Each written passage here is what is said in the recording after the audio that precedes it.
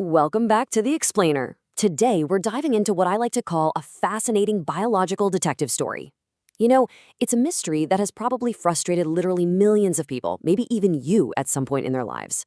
We're talking about the case of the missing caloric deficit. Why is it that sometimes, despite our absolute best efforts, cutting calories just doesn't move the needle on the scale? Well, we're going to look at the hard data, decode the signals your body is secretly sending you, and figure out what's really going on beneath the surface. Okay, let's dive into this investigation map for today. We'll be looking at the weight mystery, perception versus reality, metabolic adaptation, hormonal sabotage, lifestyle factors, and finally, the true energy balance.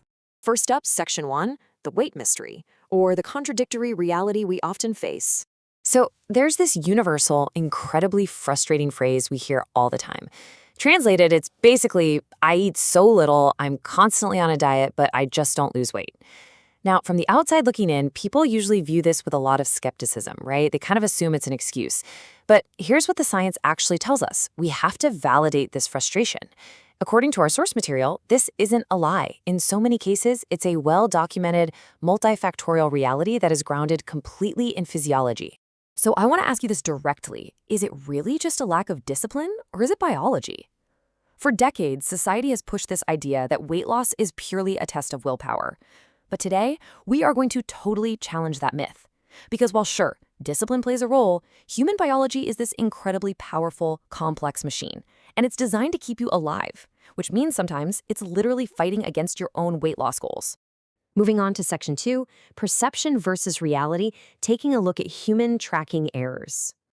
Okay, so we often think our strict diets are these perfectly healthy, dialed-in choices.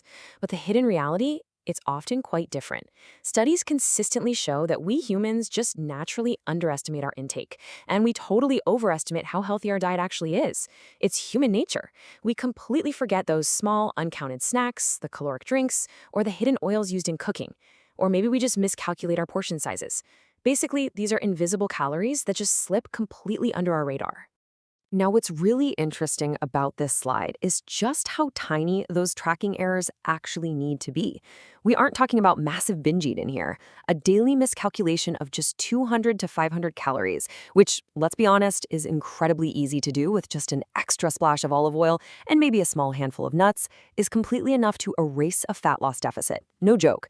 In these cases, you are genuinely trying your hardest, but the mathematical deficit simply isn't there.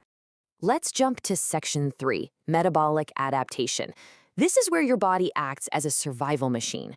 See, when you subject your body to prolonged caloric restriction, your body has no idea that you just want to look good for the summer. It literally thinks you are in a famine. So what does it do? It adapts. It lowers your basal metabolism. It becomes highly efficient, meaning it suddenly requires less energy to perform the exact same daily tasks. Ultimately, your overall daily energy expenditure just drops. Your body isn't failing you here. It's actually a remarkably smart machine that's becoming super fuel efficient to prevent you from starving. The crazy result? Your original caloric deficit just vanishes over time. So the crucial point is a concept called NEAT, which stands for non-exercise activity thermogenesis. This is the energy you burn doing literally everything except sleeping, eating, or structured exercise. We're talking about pacing around the kitchen, fidgeting at your desk, talking with your hands, even just holding your posture. When you eat less, your body secretly dials down your NEAT to conserve energy. It makes you sit more, fidget less, and just feel a little bit more tired. It completely offsets your diet without you ever consciously noticing that you're moving less. It's wild. Which brings us to Section 4, hormonal sabotage, or our invisible accomplices. And this brilliantly illustrates exactly how our biology chemically fights back against restrictive diets. When you eat less, leptin, that's the hormone that tells your brain you're full, decreases, leaving you with less satiety and, frankly, less energy. Meanwhile, ghrelin, your hunger hormone, goes up, which drives up cravings and constant thoughts about food. Then you have cortisol, the stress hormone. That spikes from the physical stress of strict dieting, which actually favors fat accumulation. And depending on your diet and sleep, insulin levels can vary, sometimes making it significantly harder to access and burn off stored body fat. It's essentially a chemical defense system reacting directly to your diet. Moving right along to Section 5, lifestyle factors, the silent manipulators. These are the lifestyle accomplices that severely damage your metabolic health behind the scenes. Poor sleep, that directly spikes your ghrelin and plummets your leptin, making you absolutely ravenous.